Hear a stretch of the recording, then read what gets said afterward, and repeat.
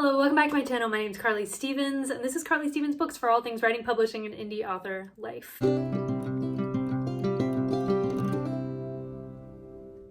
Now, we've all heard that we shouldn't info dump about world building, backstories, that kind of thing. So how do you get some of those exposition pieces across in a way that doesn't feel like info dumping? That's what this video is all about. It's going to give you lots of different ideas about ways to give exposition without doing it all at once. So hopefully these spark some ideas in your mind and you're able to do a lot in a short period of time in terms of world building without the audience really catching on or feeling like the story is slowing down.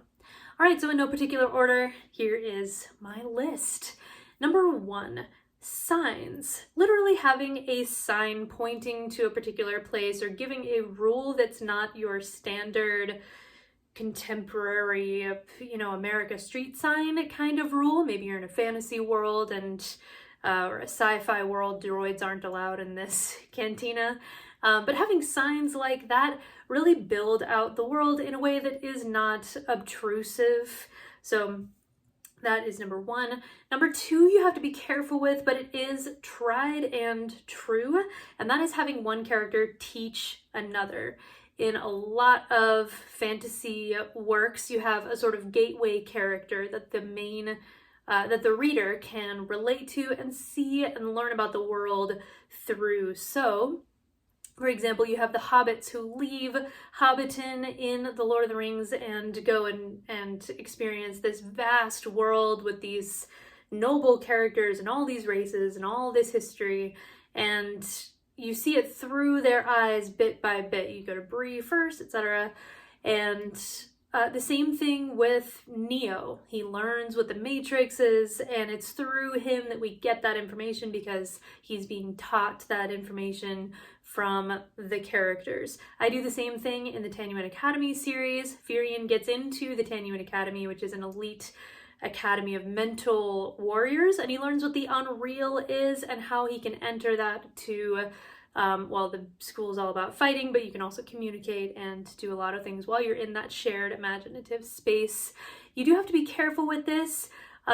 Giving information is helpful when people want it, but just make sure that there isn't that sense of, as you know, and then a long explanation. That is going to feel like an info dump for sure, because it essentially is.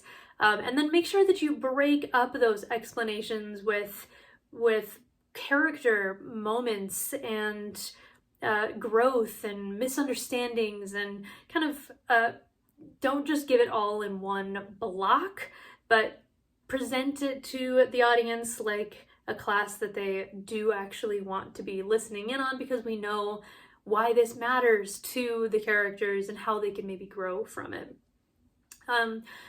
Another suggestion for giving exposition is just adding on a because. So why did your character choose to wear this all brown and tan outfit? Maybe it's because they're less likely to be spotted at the border while they're going about their business. So you don't even need to flesh that out any further. Just giving us that hint is going to do a lot toward building out your world, and all you needed was that simple because.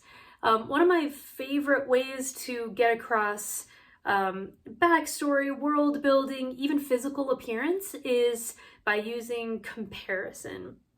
So the guest from such and such a province showed up first. No surprise there, they're known for their punctuality. So yes, you are being told, but it's brief and you get some world building across there. Or you can have a character try to look through the gaps in the crowd at what's going on in the front, and that will get across that either they are a short person in a society of taller people, or they're just like me, where they're just shorter than your average person. But comparison is a great way to, again, get across a lot of information in a shorthand way. Another way to get across exposition that isn't info dumpy, if you do it carefully, is having a know-it-all character. So in the Harry Potter series, you have Hermione, especially in book 1, book 2. She is somebody who loves to read. She likes to be top of the class. She knows a bunch of stuff. I mean, how else would we know Wingardium Leviosa without Hermione to correct our pronunciation? You do have to be careful with the know-it-all character, just like you have to be careful with the one character teaching another in a more class-like setting, or introducing somebody to a world. And so you don't want them to just give the characters this lecture on something that just happens to be helpful later on, because it's going to feel planted, it's going to feel fake. But a character who is a know-it-all, who really puts a lot of their identity in being the smartest person, the most knowledgeable person, you can have them give information in a way that not only gives us the information, but also builds out that character and the character of the people they're relating that information to. So don't forget, in the middle of these more expository sections of your story, to add in why this matters to the characters, that kind of thing. Next is passing evidence, physical evidence of some world building aspect. So maybe you have a statue of a famous person in this world and they pass that statue. We don't need to know the whole life story of the person whose statue that is, but it gives you this glimpse, once again, into the world. Maybe I'm trying to think, in the Tenuan Academy series, for example, there is a society, a nation called Shiraknem, and their national emblem is this golden eagle. And so you have the king wearing a golden eagle stole, like the wings kind of coming down. It's emblazoned on the military, like a crest, different stuff like that. So it's not something that's explained. I have a story behind it, but it's not something anybody stops to explain. But it is a piece of world building that is seen on a fairly regular basis. If your characters are going through a sort of ruined area because of a conflict, for example, then you don't need to hear the whole backstory to get what's going on here, because you see the damage, you see the graffiti, you see these physical pieces of evidence to flesh out that world. Next way to give some exposition that doesn't feel info dumpy is figuring out ahead of time that a character, a group, a society, a kingdom has secrets. So that's the setup, right? They have secrets, and you realize, wait a second, they're hiding something, maybe aliens. Then when you get the information, it's a reveal. It's not this pause in the story to say, let me explain such and such piece of exposition. Instead, this has been a secret in the character's backstory. This has been a secret that the kingdom is covering up. And so we, by our nature, want to uncover those secrets, right? We want to dig, we want to discover the answer to the mystery. And so when that piece of information is given to us as this reveal, as this answer to a question we're already asking, then it's much more satisfying. It feels like a win, and it's more memorable that way as well. So it's a lot of things that are happening on a positive level to make people not only know the backstory, know the world building, but care about it and be more invested because they were trying to figure out this secret as well, or they wondered what it might be. Okay, another trick for giving exposition is giving a character-driven reason why they would remember that particular detail. So maybe you have characters on a school field trip, for example, and they're being given a tour of the Air and Space Museum. And it's while the tour guide is explaining that in 1969, Neil Armstrong first walked on the moon. There we go. It's at that moment that your character's crush leans over to them and says, you know, I like you the same way too. So they're always going to remember that in 1969, the moon landing happened. So there's this association with the piece of information that is more personal. I don't know that that's the greatest example, but hopefully you can kind of see why that connection to either the character's personality, something that happened at the moment they learned it, can make that information stand out in a way that is more realistic, right? We remember random things for different reasons. Sometimes they end up being useful, sometimes they're just good for trivia. But what are those reasons that you remember random pieces of information? What do you connect it to? Was it some kind of competition you had with your friends? Maybe you were watching something and you said, I know that face, I know who they're from, and everybody said, no, no, no, no, no, and then you were right, and you've always remembered that that person is in this obscure TV show now. So you get the idea. Have a character-driven reason to remember that piece of info.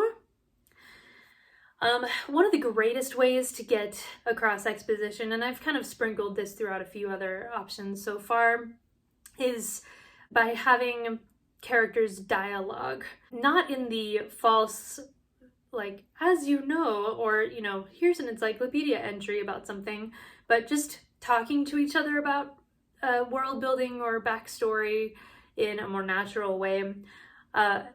If you bring this to another level, not just dialogue, but have your characters argue about historical events or argue about something that's related to the backstory or the exposition you want to get across. Not everybody's going to have the same opinions about things, so highlight that, and through that argument, which is forwarding the plot, the tension, the conflict, both of those characters, then you'll learn a lot of exposition as well. Next, a nice shorthand thing that you can use to give a lot of exposition is by using assumptions. Assumptions are dangerous things, but they also tell you a lot about a person and a society.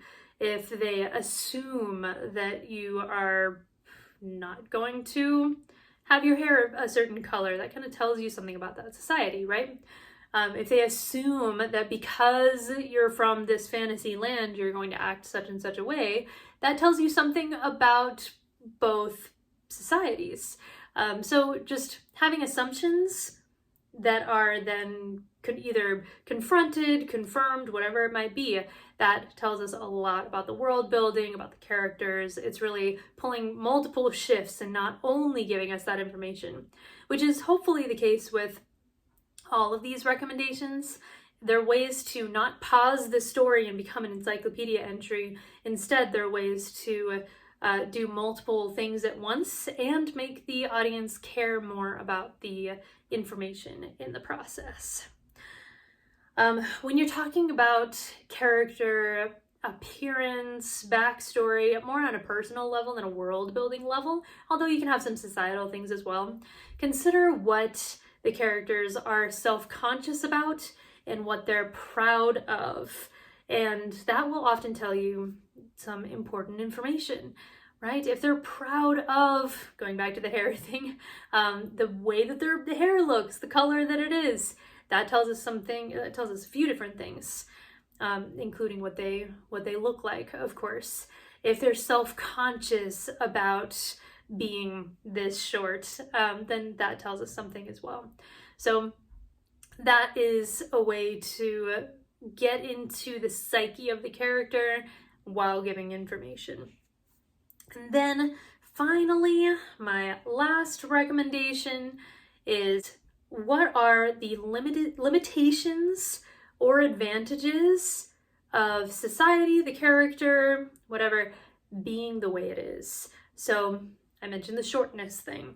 There's a limitation to being short, and that is I can't reach certain things, I can't see over crowds. There are some pros. I don't mind being the size that I am, but having those limitations and encountering those in everyday life will get across about, you know, how short I am. What are some of the advantages of having a certain appearance or being from a certain society or a certain whatever it might be? So those limitations or advantages are going to have a lot more impact on the plot, the way your characters move through the world, the way other characters see them, than just pausing to say, the limitations are this, the advantages were the exportation of grain. Like, there's a way to show that in a more compelling, character important sort of way. All right, so what did I miss? What are some of the ways that you can get across exposition without stopping to info dump? I'd like to hear those in the comments down below. If you would like to hear a couple more recommendations for getting across your character's appearance without having them, look in a mirror and take stock of themselves, that kind of thing, I have a whole video just about that, so you can check that out. Hopefully this was helpful for you. I know sometimes I get stuck on things like this, and so I make these videos as much for myself as I do for all of you as just kind of a reference to go back to. All right, make sure to subscribe. Thank you so much for being here. Like this video if you like it, and I'll see you next time.